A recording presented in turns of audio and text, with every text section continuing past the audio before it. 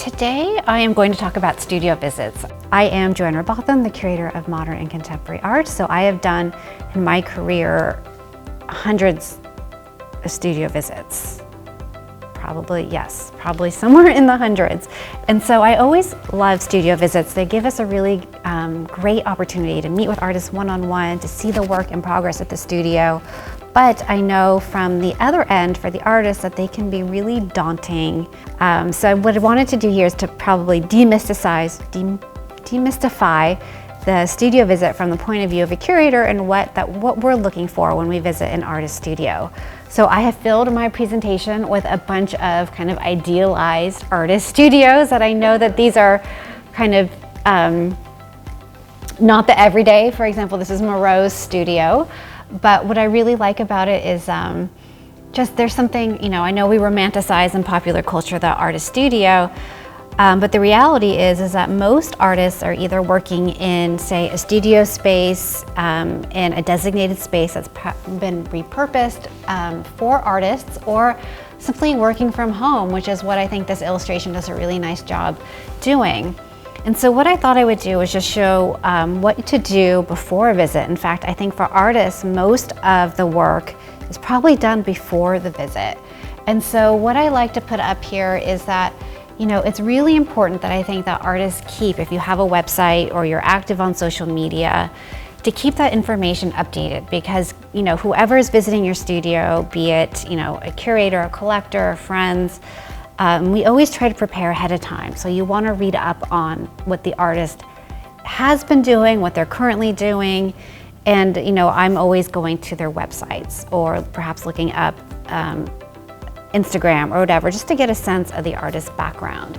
If you're not on social media, that's fine. Make sure that you have, say, your CV or an artist statement printed out and kind of nearby so that the person visiting the studio can have it to take home. These are a few kind of no-brainer things, but things that I think people sometimes forget about. Tidy your studio space. And I say that because for us entering the studio, I view the studio space as kind of a sacred space. So I don't want to say, trip over anything that might be on the floor, as I often have a tendency to run into art, even though I'm a curator. We don't want to, like I said, we don't want to damage anything when we're in your studio. We also, want to be respectful. There might be things in the studio that artists aren't really prepared to show just yet. So tidy the space so you'll feel comfortable with whatever out on view. If you're in a home space, just let others in your home know that you are having guests coming. One instance, I went on a studio visit, and when I showed up, I expected just to have a one-on-one with the artist, and perhaps, maybe one other person. That's acceptable. But really ahead of time, if there are going to be more people joining the studio visit, let the person coming into your studio know. I walked into a studio visit where there were probably about 8 people, and they started to film me during the studio visit, talking with the artist, and I felt really uncomfortable. And it was something that I wish, that I had known ahead of the visit. I would have, certainly said yes to that, but, just make sure that, you let others know what's going on, especially even in your studio space. Some people share a studio space with other artists. You want to make sure that it's not going to be, overwhelming, or just, you want to be able to have the space conducive to conversation. And then, as much as I love pets, there's a really nice cat featured in this. Do make accommodations for your pets, whether you're putting them in another room, even for their own safety as well. Maybe put them in their crate, just so, or just ask your guest if they are okay with having your pets out. Again, I'm a dog person. I would love to have my dog out, but not everybody is as amenable to having pets around. And then always provide your studio address and contact information, really so it is convenient and handy to the person visiting you. I've been on studio visits like in New York City, where you're, you are at the mercy of the subway system. So sometimes it is difficult to get to places, and you may have to, reach out to the artist, text them, call them. I'm having a hard time finding your building, or trains are delayed, or I'm stuck in traffic. I will be there as soon as I can. And then if there are parking instructions that we should know about, if there is a parking code, if there's a gate, if parking is behind the building, make sure you provide that information up front. Again, we are coming into areas where we might not be as familiar if it is a studio space that's, say, in an industrial setting, and there could be, doors, security, or just you need access to areas that are often private. Here's an example. So this is Francis Bacon's studio, of course, a brilliant artist. I'm gonna say that that is a don't for your studio visit. Again, if this is somebody's practice, your studio is your studio, do what you want to do in your own studio, but something like that makes it really difficult for us to look around, to walk around, to take in all of the artwork. And so again, this is a very idealized space. This is very handy for us. We can walk around, there is, we can see the materials that you're working with, there's some art on view, something is protected, there's a place to, say, put down your bag or your coat, just again, kind of keep things tidy for the guest that is coming in. And then always try to understand what the nature of your visit is. Sometimes when I go into a studio space as a curator, I'm not always going in there for an exhibition opportunity. I just simply have heard great things about the artist. I'm curious about the work. I saw something that makes me want to see it in person or learn more. A lot of times, I would say probably, 75% of the time doing studio visits, it is that meet and greet. So it's like, almost like a first date, just getting to know the artist, getting to know their practice. If it is an exhibition opportunity and you're able to tease that out of your conversation, of course, it might not be as easy to say up front in an email, like, hey, are you coming because you might be able to show my work in a show? Maybe in the visit you can tease that out. If it's an exhibition opportunity, try to gather from that person, like, what is their timeline? Is this something that's happening in 3 months, 6 months? Don't be deterred if somebody comes in and says, I'm thinking about a project 2 years down the road, because museums do plan that far in advance. And that often gives you enough time to maybe think about making a new work, or to work with the curator or gallery on thinking about how the work might evolve over that 2-year time. If it's a collector, I can't really speak since I'm not a collector myself. I'm usually going in for, curatorial reasons, but collectors might come in with a whole different set of questions than a curator might have. They're going to have questions about price. They might have questions about, shipping artwork. They might have more logistical questions. And so if you're not represented by a gallery and you're interested in sales, I'd always recommend, preparing a desired price list that you can keep on hand, just that you can hand out to the collector when they visit. And then as much as, from my side, I'm curious to know, how many people might be in the space, in the studio space. I think on the flip side for the artist, I think it's okay and appropriate to ask, how many people will you bring with you? Sometimes a curator will bring their curatorial assistant with them. Sometimes they're bringing their registrar. Sometimes it's a team of curators coming in. That just helps, I think. I think that's kind of just a respectful thing. You want to know how many people will be in your space.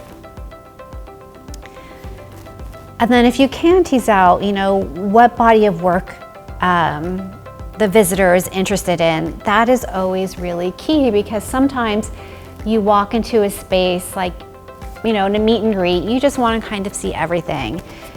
For some shows, like we have Skyway coming up soon, we are interested in looking at work that was made within the past 2 years, that was made between the last Skyway and the current Skyway. So it's helpful if you just put out in your studio space that type of artwork, rather than having, say artwork from the past 5 or 10 years, unless that's what part of the conversation you want to have to show the evolution of the work. And then I think it's always, helpful, I always tell artists, you need to feel comfortable talking about your artwork. You are the biggest advocate for your art, so to have an opportunity to bring someone in, just feel confident and feel that you can share whatever you want to share at that time, and try not to feel as nervous. So if you can, prepare maybe a few talking points, about your art, but at the same time, allow people to look around and ask you questions. And so I put up this slide. This is, again, all my images I found online. This is Dana Schutz's studio in Brooklyn. And, I think that this is probably the fine line on when you have someone entering your studio. All of her paints are out. Certainly if I were going in, I'd want to make sure that I was not getting near some of this work that's in progress. But it's great because you can see, the different types of work she's working on, both paintings, works on paper, and that's something that you want to convey in the visit, the different mediums and materials that you're working with, because that helps whoever's visiting to really understand the breadth of your practice. Now, during your visit, okay, this might sound kind of silly, but always have a place where someone can put down their bag or their coat or somewhere to sit. I can't tell you how many times I've gone into a studio and I've seen a chair, with paint splatters on it, which is wonderful and fine, but you don't want to put your, bag on a chair that might have some paint on it. It's always helpful to know that, here, welcome to my house, welcome to my studio, put your things over here, that are either out of the way of, walking around the objects, just somewhere that someone can just put their things down. If there is a question of, what do I have available? Do you need, water, coffee, tea, food? Just have water bottles available. It is nice to have certain things like coffee and tea, but honestly, just a bottle of water is simply perfect. You don't need to provide snacks. That is not necessary, especially because we're in Florida. And once a curator is doing studio visits, chances are they are doing multiple studio visits in one day. And so to have water available, we are grateful for any water you might provide. And then during the visit, when the person walks into the studio, I think there's just a kind of a natural inclination to just want to kind of talk about the artwork immediately and get into the material. Really allow your visitor just a few minutes to walk around and to see everything. So for example, if I'm walking into this studio, I want to get up close and I want to look at the paintings. I wanted a chance to kind of absorb the environments that I'm in. I'll also want a chance to, look at maybe if you have some paints out or if you have something that you're in the middle of and you feel comfortable having that out, I'm going to want to look at that and I'm going to want to look at it up close so I can get a sense of your technique. And then allow 30 minutes for the visit. I think that's just the right amount of time. I've been in studio visits that certainly last longer, but I think that especially if a curator is doing a studio visit, chances are then they've planned out their schedule, so they have given you 30 minutes, possibly 30 to 45 minutes, and then they'll probably have to excuse themselves to go on to the next visit. But most importantly, I think during a studio visit is just to have fun, enjoy the conversation.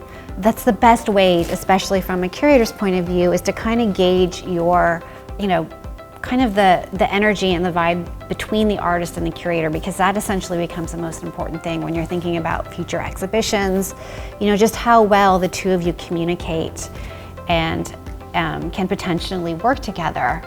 There'll certainly be questions on both sides. Be prepared to answer, certain questions like, where do you find inspiration for your artwork? What is your background? What are you thinking about next? What do you like to read? We're trying to figure out how the artist's mind works. So the studio visits gives us that really focused time to really delve into an artist's mind. And then I just wanted to note some tips. So I thought this was a nice image because when I look at this, I see so many good things that are happening in the studio. And this is probably pretty typical. This is either maybe in an empty room in someone's home or in a studio space. Again, there is a little space you can see for the microwave, the fridge. That's where you keep, some bottles of water there. There is a clear place, like if this speaker or fan is removed, we can put our bag down, our coat there. There is a clear table where we can sit down and have a one-on-one conversation with the artist. But most importantly, you know, you might not have space where you can say, you know, I only want to show maybe this small body of work, some of my medium-sized paintings, but some of my other works, I don't have space for it. It is 100% okay. Turn your canvases around. That should be a sign to the curator or whoever's entering your studio that you don't want the person, you know, to look at those pieces. That's just like kind of it should be, not all curators know this, but that should be kind of the international sign that I'm not ready to show you that work, or that's not really relevant to the conversation.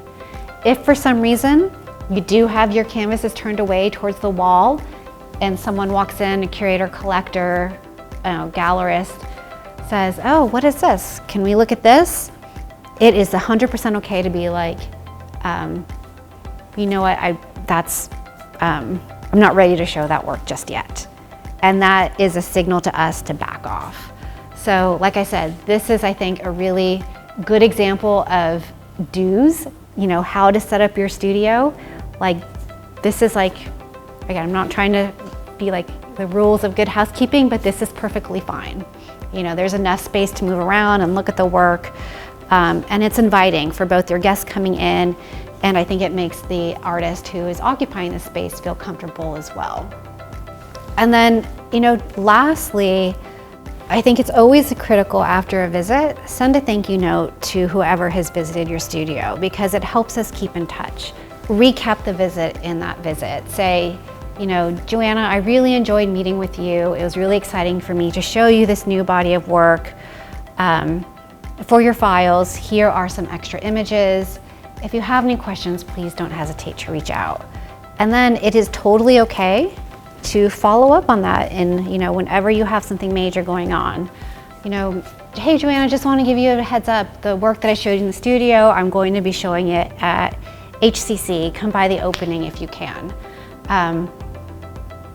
Full disclosure, I may not answer you right away, but I always like to know if an artist is showing some work.